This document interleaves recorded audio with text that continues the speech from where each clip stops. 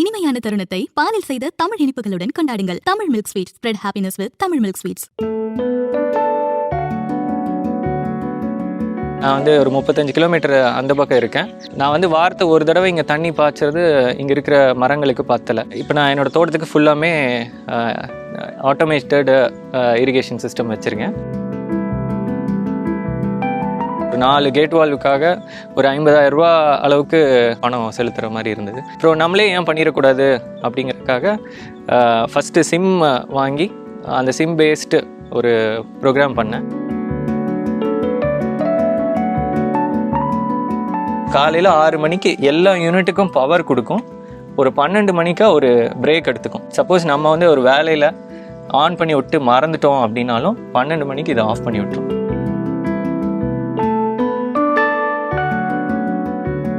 இப்போ பார்த்தீங்கன்னா காலையில் எழுந்திரிச்சு சிசிடிவி கேமரா வச்சுருக்கேன். அந்த கேமராவில் பார்ப்பேன் மழை பெஞ்சிருக்கா, தண்ணி இருக்கா, மண் ஈரமாக இருக்கான்னு பார்த்துக்குவேன். பார்த்துட்டு தேவைப்பட்டால் இந்த போர் மோட்டர் கண்ட்ரோலுக்கு மட்டும் ஆன் ஆஃப் பண்ணுவேன். இந்த சிசிடிவி இருக்கிறனால இதை பார்த்துக்க முடியுது என்னால்.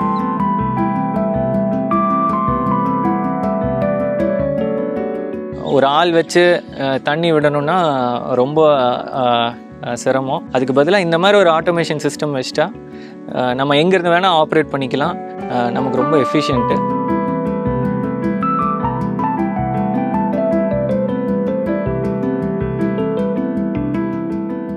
பசுமை விட நேயர்களுக்கு வணக்கம். என் பேர் சத்யநாராயணன். நான் கோயம்புத்தூரில் இருக்கேன். இந்த தோட்டம் பார்த்திங்கன்னா திருப்பூர் மாவட்டம் கருவலூருங்கிற ஒரு இடத்துல இருக்குது. இது 2.5 ஏக்கர் உள்ள பூமி. இதில் பெரும்பான்மையாக தென்னை வச்சுருக்கோம்.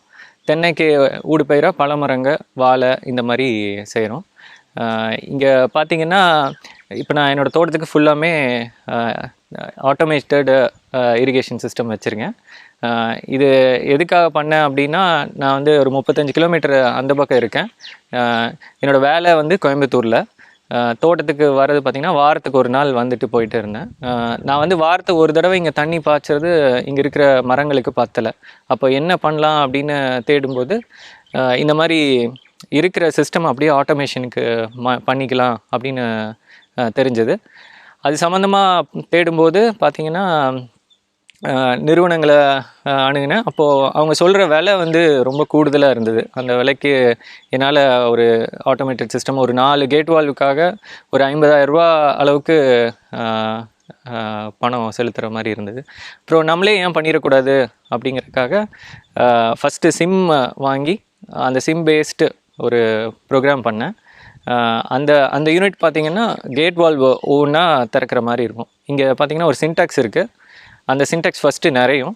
அந்த சின்டாக்ஸ் நிறைஞ்சதுலேருந்து இந்த கண்ட்ரோலர் வந்து சின்டாக்ஸ் நிறைஞ்சவுடனே ஃபஸ்ட்டு கேட் வால்வ் ஓப்பன் பண்ணணும். அப்புறம் ஒரு அரை மணி நேரம் கழித்து சின்டாக்ஸில் இருக்க தண்ணி எல்லாம் முடிஞ்ச பிறகு 2வது கேட் வால்வ் ஓப்பன் பண்ணும். இந்த மாதிரி சைக்கிளிக்காக கேட் வால்வ் ஒன்று ஓப்பன் பண்ணும். இந்த மாதிரி ஒரு யூனிட் வச்சுட்டு இருக்கும்போது இந்த சிம் பேஸ்டில் வந்து எனக்கு சில பிரச்சனைகள்லாம் வந்தது. ஃபஸ்ட்டு பார்த்திங்கன்னா காலையில் ஆன் பண்ணிட்டேன். சிம் நெட்வொர்க்கெல்லாம் நல்லா கிடச்சிது. அப்புறம் டைம் ஆக நெட்வொர்க் திரும்ப கிடைக்கல. என்னால் ஆஃப் பண்ணவே முடியல. இந்த மாதிரி ஒரு பிரச்சனை வந்துருச்சு. அப்புறம் ஈவினிங் வந்து பார்க்கும்போது ஸ்டில் மோட்ரு ஓடிட்டே இருந்தது. இதை எப்படி நம்ம ஓவர் கம் பண்ணலாம், இந்த மாதிரி பிரச்சனைகள் வரும்போது அதை எப்படி சால்வ் பண்ணலாம் அப்படின்னு யோசிக்கும்போது டைமர் பேஸ்டு சிஸ்டம் தெரிஞ்சது. அந்த டைமர் பேஸ்டு சிஸ்டம் தான் இப்போது வச்சுருக்கேன். இந்த டைமர் பேஸ்ட் சிஸ்டம் எப்படின்னா, காலையில் 6 மணிக்கு எல்லா யூனிட்டுக்கும் பவர் கொடுக்கும். அப்புறம் மதியம் ஒரு 12 மணிக்கா வந்து பார்த்திங்கன்னா எல்லா யூனிட்டும் பவர் ஆஃப் பண்ணிவிடும். அப்புறம் திரும்ப ஒரு அரை மணி நேரம் கேப் கழித்து ஒரு 12:30 திரும்ப எல்லா யூனிட்டுக்கும் பவர் கொடுக்கும். இந்த மாதிரி பவர் கொடுத்துச்சுன்னா நம்ம ஆப்லேயோ இல்லை கால் பண்ணியோ மற்ற யூனிட்ஸை கண்ட்ரோல் பண்ணிக்கலாம். இப்போது இதில் பார்த்திங்கன்னா இங்கே யூனிட்ஸ் எல்லாம் வச்சுருக்கேன். ஃபஸ்ட்டு என்னென்னா, அந்த சின்டாக்ஸ் வந்து நிறையும். நான் வந்து காலையில் ஒரு 6 மணிக்கு வந்து போர் மோட்டரை ஆன் பண்ணுவேன். ஆன் பண்ணவுடனே இந்த 5-6 லிட்டர் சின்டெக்ஸ் நிறையும். அந்த சின்டெக்ஸ் நிறைஞ்சவுடனே அதில் ஒரு ஃப்ளோட் போட்டிருக்கேன். அந்த ஃப்ளோட்லேருந்து ஒரு சிக்னல் வந்து இந்த இடத்துக்கு வரும். இங்கே ரிலேஸ் இருக்குது பாருங்கள், இந்த இடத்துக்கு வரும். அதில் 2 ஃப்ளோட் இருக்குது. 2 ரிலே ஆன் ஆனவுடனே இந்த போர் மோட்ரு வந்து ஆன் ஆகும். இந்த போர் மோட்ரு ஆன் ஆச்சுன்னா ஃபஸ்ட்டு கேட் வால்வுக்கு போகிற மாதிரி இந்த யூனிட்டில் ப்ரோக்ராம் பண்ணியிருக்கேன். இதில் மொத்தம் 4 ரிலே இருக்குது. ஒவ்வொரு ரிலேவும் ஒரு கேட் வால்வுக்கு போகிற மாதிரி கனெக்ஷன் பண்ணியிருக்கேன். ஒயர்ஸ் அங்கே போகுது. இப்போ ஃபஸ்ட்டு இந்த 5-6 லிட்டர் சின்டாக்ஸ் நிறைஞ்ச உடனே கேட் வால்வ் ஓப்பன் ஆகும். இந்த கேட் வால் வந்து ஒரு அரை மணி நேரம் ஓப்பன் ஆகி தண்ணி போகும். அதுக்குள்ளேயே சின்டாக்ஸும் முடியும் போது என்ன ஆகும்னா இந்த யூனிட் வந்து இதெல்லாம் ஆஃப் பண்ணிடும். அப்புறம் 2வது கேட் வால்க்கு இந்த யூனிட் வந்து சேஞ்ச் ஆகிக்கும். அந்த மாதிரி ப்ரொவிஷன் இருக்குது இதில். இந்த ப்ரொவிஷன் எல்லாம் பார்த்தீங்கன்னா சொலினாய்டு ஓப்பன் ஆகணும், க்ளோஸ் ஆகணும். சப்போஸ் அது ஆகலைன்னா இந்த பம்ப் கார்டுன்னு ஒரு யூனிட் வச்சுருக்கேன். இந்த பம்ப் கார்டு யூனிட் என்ன பண்ணுன்னா சொலினாய்டு கரெக்டாக ஒர்க் ஆகுதா, ப்ரெஷர் லைனில் வந்து ப்ரெஷர் மெயின்டைன் ஆகுதான்னு செக் பண்ணும் பேஸ்ட் ஆன் மோட்டர் கரண்ட்டு. ஏதாவது இஷ்யூஸாக இருந்ததுன்னா இந்த யூனிட் வந்து மோட்டரை ஆஃப் பண்ணி விட்டுரும். ஒரு ப்ரொடெக்ஷனுக்காக பம்ப் கார்டு வச்சுருக்கேன். இது வந்து டைமர் யூனிட்டு. இந்த டைமர் யூனிட் எதுக்குன்னா, நான் சொன்ன மாதிரி காலையில் 6 மணிக்கு எல்லா யூனிட்டுக்கும் பவர் கொடுக்கும். ஒரு 12 மணிக்கா ஒரு பிரேக் எடுத்துக்கும்.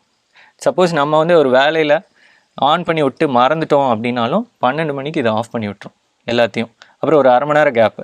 அரை மணி நேரத்துக்கு அப்புறம் எல்லா யூனிட்டுக்கும் பவர் பண்ணும். அப்போ எனக்கு ஒரு மெசேஜ் வரும், இந்த மாதிரி பவர் பேக்கு அந்த மாதிரி. அப்போ நான் பவர் பேக் வந்தோடனே எனக்கு திரும்ப வேணுன்னா நான் ஆன் பண்ணிக்கலாம். நான் இந்த எல்லா கண்ட்ரோலையும் போர் மோட்டர் மட்டும்தான் கண்ட்ரோல் பண்ணுவேன். மீதி எல்லாத்துக்கும் இந்த யூனிட்ஸ்குள்ளேயே இன்டெலிஜென்ஸ் இருக்குது. தொட்டி சின்டாக்ஸ் நிறைஞ்சால் அடுத்த கேட் வால் போகணும் அப்படிங்கிற இன்டெலிஜென்ஸ்லாம் இந்த போர்ட்லேயே இருக்குது. இந்த தோட்டத்தை 4 கேட் வால்வாக பிரிச்சுருக்கோம். ஒரு கேட் வால்வுக்கு 40 மரம் கணக்கு. இந்த மாதிரி இங்கே 2 கேட் வால்வு தெரியுது பாருங்கள். இந்த மாதிரி 40 மரம் ஒரு கேட் வால்வுக்கு போகிற மாதிரி பிரிச்சுருக்கோம். இது வந்து எலக்ட்ரானிக்கலி கண்ட்ரோல்டு கேட் வால்வு. இதுக்கு பார்த்தீங்கன்னா அங்கே ஸ்விட்ச்சு காமிச்சு இல்லைங்களா, ரிலே ஸ்விட்ச், அதுலேருந்து ஒயரிங் பண்ணியிருக்கோம். இந்த யூனிட்டுக்கு வந்து இது பவர் கொடுத்தோன்னே இது ஓப்பன் ஆகிடும். இது எலக்ட்ரானிக்கலாக கண்ட்ரோல் பண்ணக்கூடிய ஒரு கேட் வால்வ். இங்கே பார்த்தீங்கன்னா 5000 லிட்டர் சின்டாக்ஸ் வச்சுருக்கேன். போர்லேருந்து வர தண்ணி வந்து இந்த சின்டாக்ஸில் விழுகும். இதில் 2 ஃப்ளோட்டு போட்டிருக்கேன். இங்கே ஒரு ஃப்ளோட்டு, கீழே ஒரு ஃப்ளோட்டு. இந்த ஃப்ளோட்டு வந்து இந்த சின்டாக்ஸ் நிறைஞ்சவுடனே நமக்கு ஒரு சிக்னல் கொடுக்கும். இந்த ஃப்ளோட்டு சின்டாக்ஸில் இருக்கிற தண்ணி தீர்ந்து போச்சுன்னு ஒரு சிக்னல் கொடுக்கும். இந்த 2 யூனிட்டில் இருக்கிற ஃப்ளோட்டும் அங்கே கண்ட்ரோலருக்கு போகுது. இந்த சிக்னல் பேஸ் பண்ணி ஆன் ஆஃப் டிசைட் பண்ணுங்கள். இந்த சிக்னல் பேஸ் பண்ணி தான் கண்ட்ரோலர் வந்து கேட் வால்ஸ் ஓப்பன் பண்ண ஆரம்பிக்கும். ஃபஸ்ட்டு யூனிட்டில் பார்த்தீங்கன்னா சாயில் மாய்ஸ்சர் சென்சர் வச்சுருந்தேன். சாயில் மாய்ஸ்சர் சென்சர் பேஸ்டு இந்த யூனிட்ஸ் ஆன் ஆஃப் பண்ணிகிட்டு இருந்தேன். அப்புறம் சாயில் மாய்ஸ்சர் சென்சரில் பார்த்தீங்கன்னா அந்த சென்சர் வந்து ஆக்சிடைஸ் ஆகிறது, அப்புறம் அந்த ஒயரை வந்து எலி கடிச்சிறது, இந்த மாதிரி இஷ்யூஸ் எல்லாம் வந்தது. அதை ஓவர் கம் பண்ணுறதுக்கு என்ன பண்ணிட்டேன்னா டைம் பேஸ்டாக எல்லாமே மாற்றிட்டேன். சின்டெக்ஸ் நிறைய இருக்க எவ்வளோ நேரம் ஆகும், அப்புறம் ஒரு கேட் வால்வ் நம்ம எவ்வளோ நேரம் தண்ணி விடணும், இதெல்லாம் வந்து டேட்டா எடுத்து அதுக்கு தகுந்த மாதிரி ப்ரோக்ராம் மாற்றிக்கிட்டேன் இதில். அப்போ ஒரு அரை மணி நேரம் ஒவ்வொரு கேட் வால்வுக்கும் தானாக போகிற மாதிரி ப்ரோக்ராம் பண்ணிக்கிட்டேன். இப்போ பார்த்தீங்கன்னா காலையில் எழுந்திரிச்சு சிசிடிவி கேமரா வச்சுருக்கேன். அந்த கேமராவில் பார்ப்பேன் மழை பெஞ்சிருக்கா, தண்ணி இருக்கா, மண் ஈரமாக இருக்கான்னு பார்த்துக்குவேன். பார்த்துட்டு தேவைப்பட்டால் இந்த போர் மோட்டர் கண்ட்ரோலுக்கு மட்டும் ஆன் ஆஃப் பண்ணுவேன். இந்த சிசிடிவி இருக்கிறனால இதை பார்த்துக்க முடியுது என்னால். இப்போ பார்த்தீங்கன்னா இந்த போர்டெல்லாம் பார்த்தீங்கன்னா வெளியே வாங்கி நானே ப்ரோக்ராம் பண்ணியிருக்கேன். எனக்கு தேவையான மாதிரி கஸ்டமைசேஷன் பண்ணியிருக்கேன் ஒவ்வொரு போர்ட்லேயும். இந்த போர்டும் அதே மாதிரி, இந்த போர்டும் அதே மாதிரி தான். இந்த போர்டு எலக்ட்ரானிக்ஸ் நிறையா வச்சுருக்கேன். நீங்களாம் நினைக்கலாம் இது இவ்வளோ எலக்ட்ரானிக்ஸ் வச்சுருக்கேன், இதுக்கான கரண்ட் கன்சப்ஷனு, மோட்ரு ரன் ஆகுது, இதெல்லாம் பார்த்தீங்கன்னா இதெல்லாம் ரொம்ப கம்மி தான். ஏன்னா எனக்கு எவ்வளோ தண்ணி வேணுமோ அதுக்கு அளவாக தான் நான் யூஸ் பண்ணுறேன். அதே மாதிரி நைட் ஆனால் இது ஆஃப் ஆகிடும். அந்த மாதிரி டைமர் போட்டிருக்கேன். 24 மணி நேரமும் இது ஆன்லேயே இருக்காது. காலையில் 6 மணிக்கு ஆன் ஆகும், திரும்ப 6 மணிக்கு எல்லா போர்டுமே ஆஃப் ஆகிடும். ஒரு ஆள் வச்சு தண்ணி விடணுன்னா ரொம்ப சிரமம். ஆளும் கிடைக்கிறதுல பார்த்திங்கன்னா ஆளுக்கான கூலி எல்லாமே பார்த்திங்கன்னா உயர்ந்துருச்சு. அதுக்கு பதிலாக இந்த மாதிரி ஒரு ஆட்டோமேஷன் சிஸ்டம் வச்சுட்டா நம்ம எங்கேருந்து வேணால் ஆப்ரேட் பண்ணிக்கலாம். நமக்கு ரொம்ப எஃபிஷியன்ட்டு, நம்ம நேரம் பணம் எல்லாம் மிச்சமாகும். இந்த யூனிட்டெல்லாம் பார்த்தீங்கன்னா எனக்கு வெளியே நான் ஒரு நிறுவனத்தில் கேட்கும்போது கிட்டத்தட்ட ஒரு 50,000 ரூபா வரைக்கும் ஆகும்னு சொன்னாங்க. நான் இப்போ வாங்கி ப்ரோக்ராம் பண்ணதில் எனக்கு ஒரு 10,000 ரூபாய்க்குள்ளே எல்லாமே நான் பண்ணிக்கிட்டேன். இப்போ பார்த்திங்கன்னா இந்த நிலம் வாங்கும்போது இங்கே வந்து ரசாயன விவசாயம் தான் இவங்க பண்ணிகிட்டு இருந்தாங்க. நான் இந்த நிலம் வாங்கும்போதே நான் வந்து இயற்கை விவசாயம் பண்ணணும் அப்படின்னு ஒரு யோசனையோடு தான் வாங்கினேன். ஏன் இயற்கை விவசாயம் பண்ணணுன்னா, இதுக்கு முன்னாடி எனக்கு வீட்டில் மாடி தோட்டம் வச்சுருந்தோம். அதை வந்து சின்ன அளவில் பண்ணிகிட்டு இருந்தோம். பெரிய அளவில் பண்ணணும்னு ஒரு ஆர்வம் இருந்தது. இப்போ நம்மாழ்வார் சம்மந்தமாக புத்தகங்கள் வாங்கி படித்தேன். ஆழ்வாரை ஒரு நாள் நேரடியாக சந்தித்து பேசணும். இதெல்லாம் வந்து எனக்கு உள்ள ஒரு மாற்றத்தை உருவாக்குச்சு. இங்கே வந்து நிலம் வாங்கி நான் வந்து இயற்கை விவசாயம் பண்ணணும் அப்படிங்கிற ஒரு முடிவோடு இங்கே வந்து ஒரு நிலம் கிடச்சிது. இது வாங்கினோம். இப்போ வாங்கிட்டு நான் ஒரு 2 வருஷம் இங்கே வந்து பார்த்திங்கன்னா என்கிட்ட மாடு இல்லை, பார்த்திங்கன்னா சாணம் வந்து வெளியிலேருந்து வாங்கிட்டு வந்து இங்கே வந்து அமிர்த கரைசலும் அப்புறம் பஞ்சாவை வெளியிலேருந்து வாங்கிட்டு வந்து பண்ணிகிட்டு இருந்தேன். இது ரொம்ப நாளைக்கு என்னால் இப்படி வெளியிலேருந்து வாங்கி பண்ண முடியல. அதுக்கான காஸ்ட் வந்து இன்க்ரீஸ் ஆகிட்டே இருந்தது. இது எப்படி சரி பண்ணலான்னு யோசிக்கும்போது வின்சென்ட்னு சொல்லிட்டு ஒருத்தர் எனக்கு அறிமுகம் ஆனார். அவர் வந்து கொரியன் நேச்சுரல் ஃபார்மிங்கு அப்படிங்கிற ஒரு புத்தகம் பற்றி எனக்கு சொன்னார். அப்புறம் இந்த மெத்தடையும் எனக்கு எக்ஸ்பிளைன் பண்ணுறாரு. அது வந்து ultra low cost farming method. இந்த மெத்தடில் என்னென்னா ஜடம்னு ஒரு சொல்யூஷன் ப்ரிப்பேர் பண்ணணும் ஃபஸ்ட்டு. அந்த ஜடம்ங்கிறது என்னென்னா எப்படி நம்ம அமிர்த கரைசல் சொல்கிறோம் அந்த மாதிரி அது வந்து ஃபஸ்ட்டு ஒரு பேஸ் சொல்யூஷன். அதில் என்னென்னலாம் ஆட் பண்ணுவோம் அப்படின்னா ஃபஸ்ட்டு இந்த மாதிரி ஒரு 200 லிட்டர் ட்ரம் எடுத்துக்கிட்டு கீழே இந்த இடத்துல ஒரு அடி விட்டு இந்த மாதிரி ஒரு ஓட்டை போட்டு நம்ம டேப் ஃபிக்ஸ் பண்ணிக்கணும். இதுக்குள்ளே பார்த்திங்கன்னா இப்போ இலையெல்லாம் விழுகும் இல்லைங்களா, அது கீழே வர்ற மக்கு மண் வெள்ளை கலரில் ஃபங்கஸ் ஃபார்மேஷனோடு இருக்கும். அந்த மண் வந்து ஒரு கிலோ அளவு எடுத்து இதுக்குள்ளே போட்டுடணும். அதுக்கப்புறம் ஸ்டார்ச் கண்டென்ட்டுக்காக சாப்பாடு இல்லைன்னா வேக வச்ச உருளைக்கிழங்கு மசிச்சு எடுத்துகிட்டு இதுக்குள்ளே போட்டுக்கலாம். கூடவே 1 கிலோ கல்லுப்பு போட்டு இதுக்குள்ளே போட்டு நல்லா கலக்கி ஒரு 2-3 நாள் விட்டோம்னா இதில் பார்த்திங்கன்னா மேலெல்லாம் நுரையா ஃபார்மேஷன் ஆயிரும். அது வந்து ஜடம் ஜேஎம்எஸ்ன்னு சொல்கிறாங்க, ஜடம் ஃபெர்டிலைசர் சொல்யூஷனு. அந்த சொல்யூஷனுக்கு மேலே நம்ம என்ன பயிர் வச்சுருக்கோமோ அந்த பயிரோட மேக்ஸிமம் நியூட்ரியன்ட் பார்ட்னா தென்னை மரம்னா தேங்காய் தான் அதிகமான ஒரு சத்து இருக்கிற ஒரு பொருள். அந்த தேங்காயை நம்ம இதுக்குள்ளே போடணும். நான் அதுக்கு பதிலாக என்ன பண்ணுறேன்னா தேங்காய் புண்ணாக்கு, நாங்கள் வந்து வீட்டுக்கு தேங்காய் எண்ணெய் ஆட்டுறோம், அதில் வர புண்ணாக்கை எடுத்துகிட்டு வந்து இதுக்குள்ளே போட்டுருவேன். இதுக்குள்ளே போட்டு இது நல்லா கலக்கி விட்டு இதை மூடி வச்சுட்டு போயிடுவேன். நான் அடுத்த வாரம் வரும்போது இந்த ட்ரம்லேருந்து இந்த லிக்விடை எடுத்து மரங்களுக்கு வெஞ்சுரி வழியாக விட்டுருவேன். பார்த்திங்கன்னா நான் தென்னை வச்சுருக்கேன் பிரதான பயிர், அதனால் நான் தேங்காய் புண்ணாக்கு போடுறேன். இதுவே நீங்கள் வேறு விவசாயம் பண்ணுறீங்க, தக்காளி பயிர் பண்ணுறீங்கன்னா தக்காளியை உள்ளே போடலாம். இல்லை பல பயிர் வச்சுருக்கீங்க, ஊடு பயிராக வாழை வச்சுருக்கீங்க, மஞ்சள் வச்சுருக்கீங்க அப்படின்னா வாழை பழம் வந்து நீங்கள் இதுக்குள்ளே போட்டு விடலாம் ஜடம் சொல்யூஷனில். இன்னொன்று முக்கியமாக இப்போ பார்த்திங்கன்னா நான் இந்த தோப்பில் விழுகிற மட்டை நான் வெளியே எடுத்து போடுறதே கிடையாது. இது 2 மரத்துக்கு இடையில் ட்ரென்ச் எடுத்துருக்கோம், 2 அடி இதில். இந்த ட்ரென்ச்சில் பார்த்திங்கன்னா மட்டையெல்லாம் எடுத்து விழுகிற மட்டையெல்லாம் இங்கேயே போட்டுருவோம். நான் இப்போ அந்த ஜடம் சொல்யூஷனுக்கு எடுக்கிற மண் வந்து இந்த மட்டையெல்லாம் விலக்கி அடியில் வந்து சொதன்னு ஒரு மண் இருக்கும். இந்த மண் எடுத்து தான் திரும்ப அந்த இதுக்குள்ளே போடுவோம். இந்த சொதன்னு இருக்கிற மண் இதில் தான் நுண்ணுயிர் வந்து ரொம்ப அதிகமாக இருக்கும். இந்த மண் எடுத்து உள்ளே போட்டு நாங்கள் அந்த சொல்யூஷன் ப்ரிப்பேர் பண்ணுறோம்.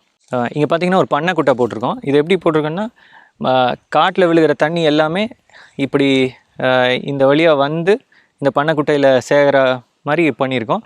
மழை பெஞ்சால் மழை தண்ணி தானாக இங்கே வந்து சேர்ந்துடும். இது பக்கத்தில் போர் இருக்கனால இந்த பண்ணைக்குட்டையினால் போர் வந்து ரீசார்ஜ் ஆகுது. அதுக்காக இங்கே பண்ணைக்குட்டை போட்டிருக்கோம். நாங்கள் களை கொல்லி அடிக்கிறதில்ல, களை பெருசாக இங்கேருந்து எடுத்து வெளியிலலாம் போடுறதில்ல. ப்ரஷ் கட்டர் வச்சுருக்கேன், ப்ரஷ் கட்டர் விட்டு மேலால் க்ளீன் பண்ணி விட்டுரும். இதில் வர்ற அந்த மக்கு வந்து திரும்ப மண்ணுக்கே விழுந்து வளம் மாறும். கார்பன் கண்டென்ட்டு இம்ப்ரூவ் பண்ணணும் சாயிலில். அது இம்ப்ரூவ் பண்ண ஈல்டும் நமக்கு இன்க்ரீஸ் ஆகிட்டே இருக்கும். இது ஒன்று. இப்போ நான் இந்த ஜடம் சொல்யூஷன் கொடுக்குறனாலையும் இந்த ஆட்டோமேட்டிக்காக இரிகேஷன் பண்ணுறனாலையும் எனக்கு வந்து ஈல்டு வந்து இன்க்ரீஸ் ஆகிருக்கு. நான் வந்து வாங்கும்போது இந்த தோட்டத்தில் பார்த்திங்கன்னா எனக்கு 90 மரம் காய்ப்பில் இருக்குது. 90 மரத்துக்கு 60 நாளைக்கு ஒரு தடவை ஒரு வெட்டு போடுவோம். ஒரு 2500லேருந்து 2800 காய் தான் கிடச்சிட்டு இருந்தது. இப்போ வந்து கடைசியாக போட்ட வெட்டு எல்லாம் கணக்கு பண்ணால் ஒரு மரத்துக்கு எனக்கு வந்து 88 காய் சராசரியாக கிடைக்குது. இப்போ நான் இந்த சொல்யூஷன் கொடுக்குறனாலையும் தானாக இரிகேஷன் பண்ணுறதுனாலையும் எனக்கு இவ்வளோ இம்ப்ரூவ் ஆகிருக்கு. மில்க் பர்ஃபி, சாக்கோவா, milky date, strawberry punch, orange burst என பாலில் செய்த எண்ணற்ற இனிப்பு வகைகள் கிடைக்கும் தமிழகத்தின் தரமான தமிழ் இனிப்புகள். இப்பொழுது கஸ்டமைஸ்ட் காம்போ பேக்குகளும் உண்டு.